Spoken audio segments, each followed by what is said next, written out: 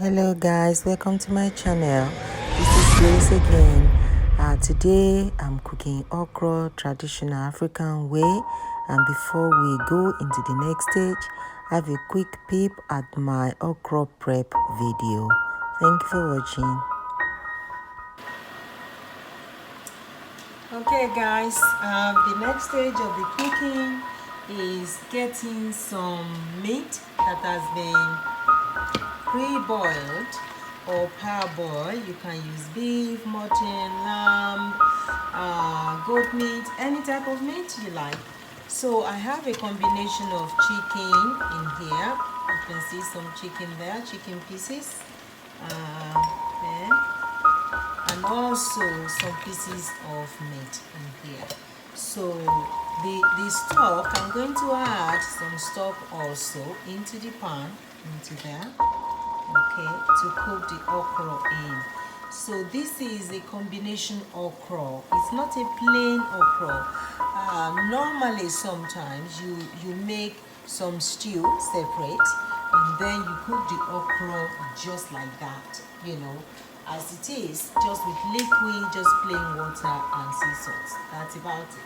But in this instance, you have to the combined okra with the meat and the pepper and the spices in here all together.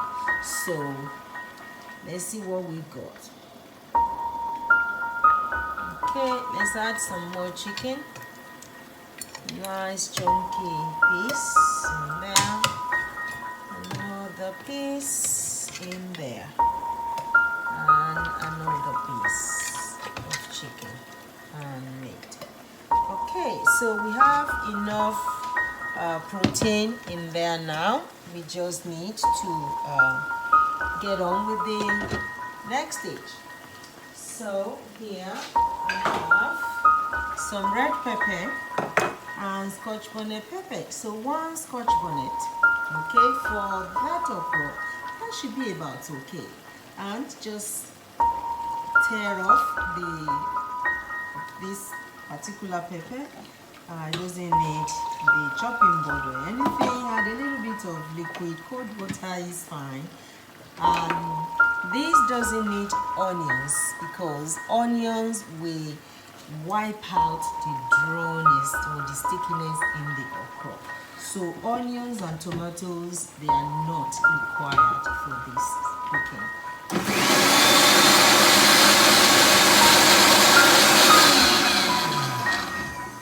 Okay, so I'm going to combine this into the mix. Okay, and let it cook together.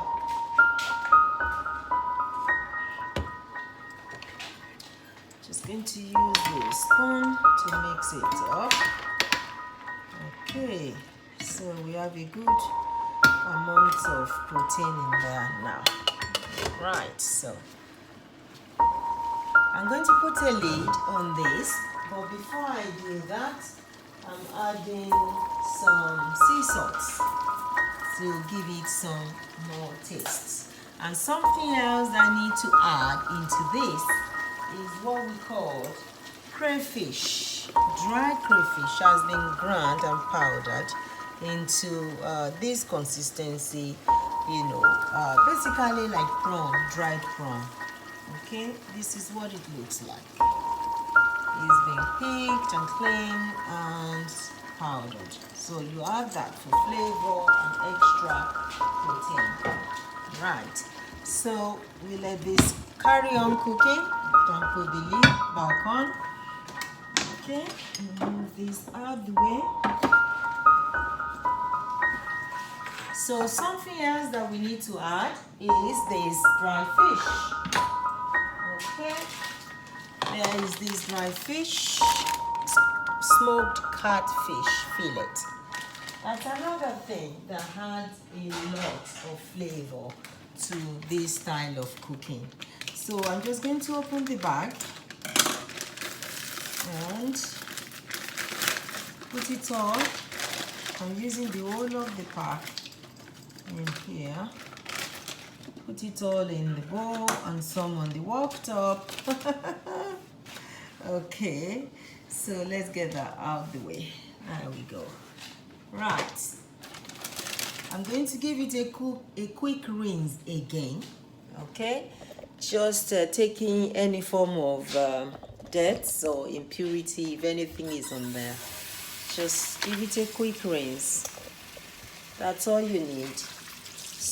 Sometimes you might have to soak the fish, to get it softened. But because I'm putting it straight in the stock, so it's going to get soft and cooked. And it's not very hard. See, I can even break it. It's not super hard like stockfish. Stockfish, like, once they've been dried for a long time, they can get hard and need longer time to get them soft. But this doesn't need that. Okay, so what I need to do now, let me get my oven glove.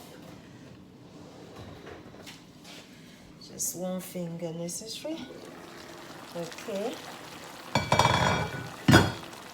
So this is what we got going on here. We put the fish. If you like, you can add more liquid at this stage. Let's see. Just rinse that off the fish. Add more liquid. That's it. And just going to give it a stir. And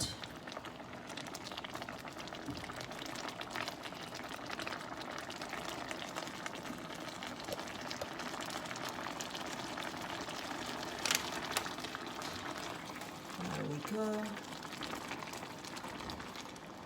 So another star of the show in this instance is some palm oil. So just take a blob of the palm oil. That's enough for this dish. And you can basically use palm nut instead of the palm nut. They're basically the same, but there is more fiber in the palm nut. It has not been finely sieved, so palm nut is it's not smooth, whereas palm oil is super smooth. So the depth of flavor and the nutrition, the quality fat, and the antioxidant, the carotene in the palm oil makes it a really good one to use. If you use any other pale oil, it's not going to give you the same depth of color. And excuse me, excuse me, that's the Scotch bonnet pepper. It's not going to give you the same depth of color and will not give you the same flavor. So we're talking about traditional African style of cooking here. So this is how authentic you can get it. So there is something else you could add in here which could be optional. Locust beans. It's a plant product which is high in protein. Again, it is fermented a little bit like black bean of the Chinese cooking. It's fermented beans, locust beans. I never see my grandmother cook okra without it. Okay, and the flavor of it, the aroma, perfumes the soup, and you know that somebody who is very traditional has cooked that dish. So nevertheless, this is still going to give us a really good taste considering all of the ingredients that we've added. So you can see everything we've added, they're all natural, freshly. If I have okra in my garden, I will have just pick it and cut it straight away. And that is what African food is all about. Grow it, pick it, cook it fresh, eat it fresh, and cook the next meal again, and cook the next meal tomorrow. So that is how we grow up. That's how I saw my grandmother cooking, my mother cook, my aunties cook, everyone that cook. That's how I see them cook. So we let this simmer for a few minutes. Let's reduce this fire. Okay, so this is on the highest at the moment on this induction hob. Sometimes it has its own mind. It doesn't listen to anything I say. Okay, let's see what we go. Yeah, okay. So the next stage, once this is cooked together with the meat and the dry fish, we basically add the okra and switch off the heat, and that's it. That is all you need to do when you're cooking okra soup. It doesn't take a long time to cook. It's just so simple. Everything is done under 20 minutes. Under 20 minutes. In fact, at this stage in the cooking, we're just about 10 minutes into the cooking. So all you have to do is to make some fufu to accompany this dish. You know, if you like, you're embarking on keto, just eat this on its own with the fish, the chicken or the meat, and you got the okra. Yeah, quite filling. You might just have enough to fill your tummy, especially if you don't eat much anyway. So yeah, the next stage is to add the okra. We give it 5 minutes and let it simmer, and we put the okra in.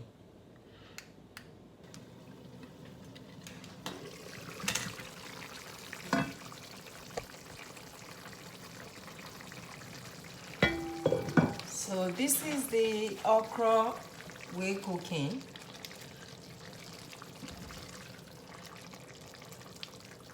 It's nice and cooked. The stew, the sauce is looking yummy. So at this stage, I'm going to add the okra and let it finish up cooking.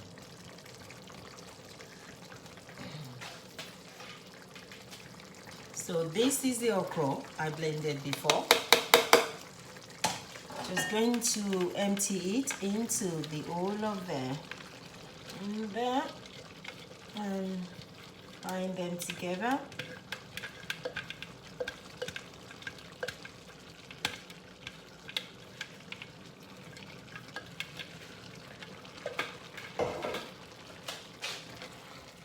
Okay, so just mix, mix, mix.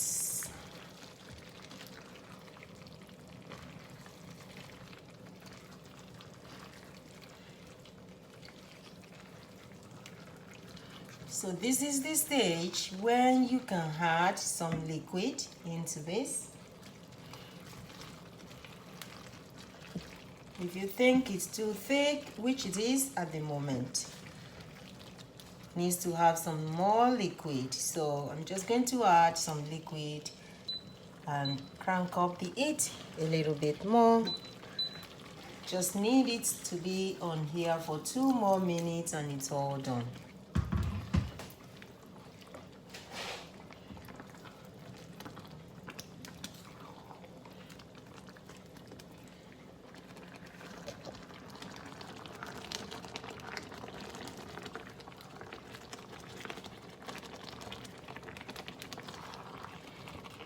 So that is the okra we're talking about. That is the way you have the okra.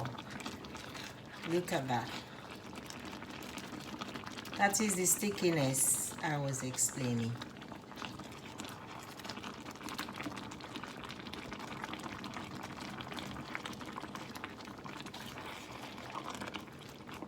This is it. Okra is ready. It doesn't take much more than this. Just a few minutes and it's ready. Let's get rid of the bay leaf in there.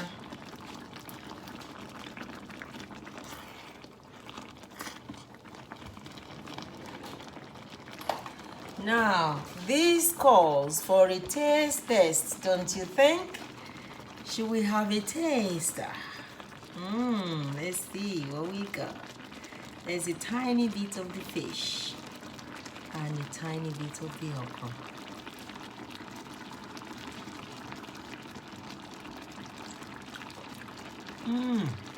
Wow. Some lucky people are going to eat this for lunch or dinner.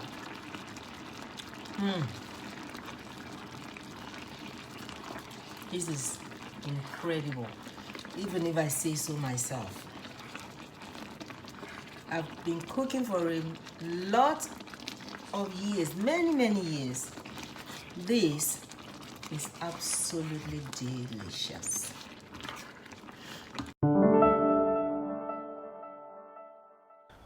Thank you guys for watching this video. I hope you will find it useful. Don't forget to subscribe. Have a nice day. Bye bye.